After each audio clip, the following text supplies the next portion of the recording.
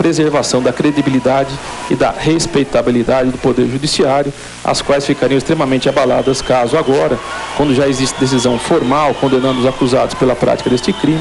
conceder-lhes o benefício de liberdade provisória, uma vez que permaneceram encarcerados durante toda a fase de instrução. Cito agora algumas jurisprudências referentes a esta matéria e encerro essa parte referente à prisão processual nos seguintes termos. Ademais, além da falta de lisura no comportamento adotado pelos réus durante o transcorrer da apresentação penal, demonstrando que fariam de tudo para tentar, de forma deliberada, frustrar a futura aplicação da lei penal, pois que após terem fornecido material sanguíneo para a perícia no início da apuração policial, inclusive confessado este fato, em razões de recurso de sentido estrito, apegaram-se a um mero formalismo consistente na falta de assinatura do respectivo termo de coleta,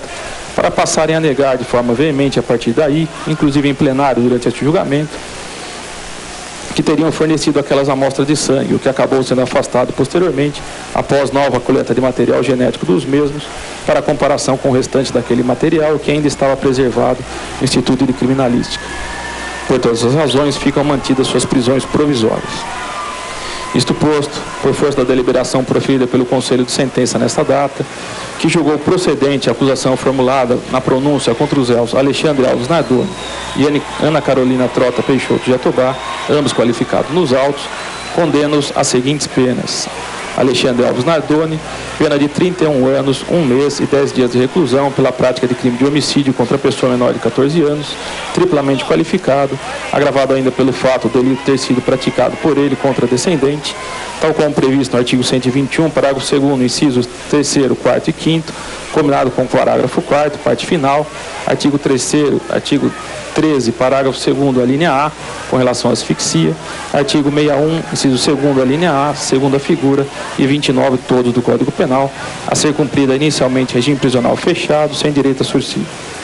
Pena de 8 meses de detenção pela prática do crime de fraude processual qualificada, tal como previsto no artigo 347, parágrafo 1 do Código Penal, a ser cumprida em regime prisional semiaberto, sem direito a sursi, e 24 dias multa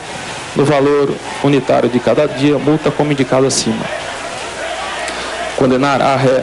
Ana Carolina Trota Peixoto de Jatobá a pena de 26 anos e 8 meses de reclusão pela prática de crime de homicídio contra pessoa menor de 14 anos, triplamente qualificado, tal como previsto no artigo 121, parágrafo 2º, incisos 3º, 4º e 5º,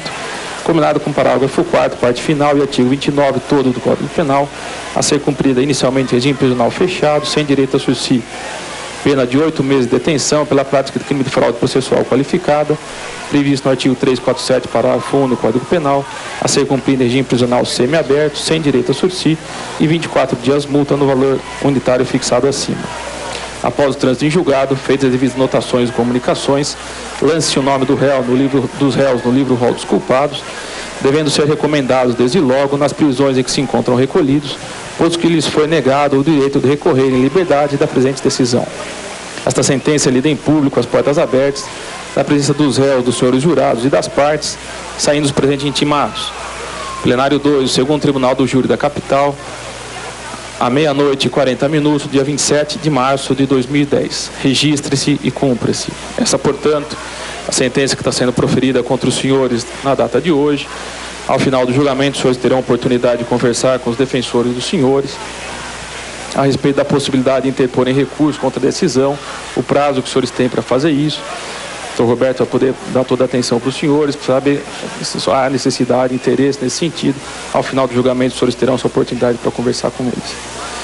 Feita assim, portanto, a leitura da sentença, agradeço a paciência de todos os senhores, terem esperado agora até esse momento. O Tribunal do Júri realmente é um procedimento formal, que exige algumas cautelas para chegarmos até esse ponto final do julgamento.